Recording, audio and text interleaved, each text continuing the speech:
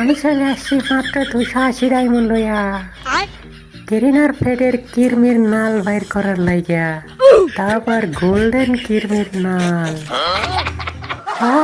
Garena আমার হসুর লাগে, ওই দিব। চলো একটা স্পিন করি। তেলবো শ্বশুর। আচ্ছা